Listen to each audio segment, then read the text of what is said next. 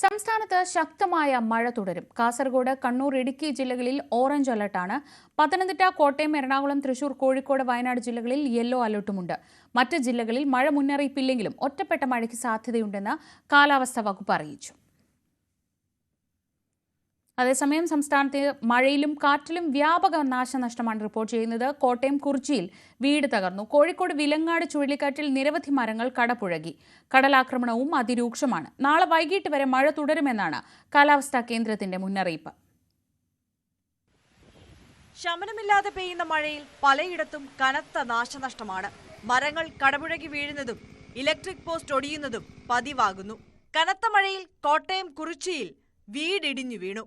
പുത്തൻ കോളനി കുഞ്ഞൻ കവലയ്ക്ക് സമീപം ശോഭ ഷാജിയുടെ വീടാണ് തകർന്നത്.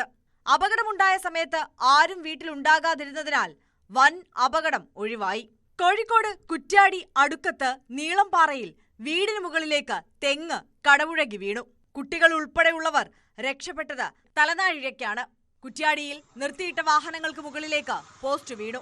കഴിഞ്ഞ വർഷം ഉരുൾപൊട്ടലുണ്ടായ കോഴിക്കോട് വിലങ്ങാട് പുലർച്ചെ ശക്തമായ ചുഴലിക്കാറ്റാണ് വീശിയടിച്ചത്. പാറക്കടവ്, വാണിമേൽ, മൊകേരി, നാദാപുരം ഭാഗങ്ങളിൽ നിരവധി മരങ്ങൾ കടപുഴകി വീണു.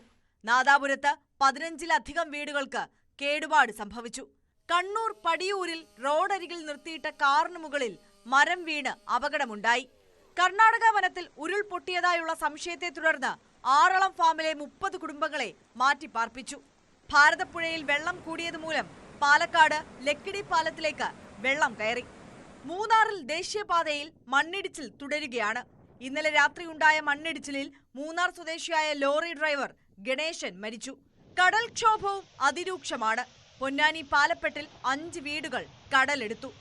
പെരിങ്ങൽകുത്ത്, ചുള്ളിയാർ, കക്കയം, മാട്ടുപ്പെട്ടി, ഷോളയാർ, തെന്മല, പരപ്പാർ, പീച്ചി, പഴശ്ശി, ആളിയാർ തുടങ്ങിയ ഡാമുകൾ തുറന്നു. വിവിധ ബ്യൂറോകൾക്കൊപ്പം ന്യൂസ് ഡെസ്ക്, ന്യൂസ് 18.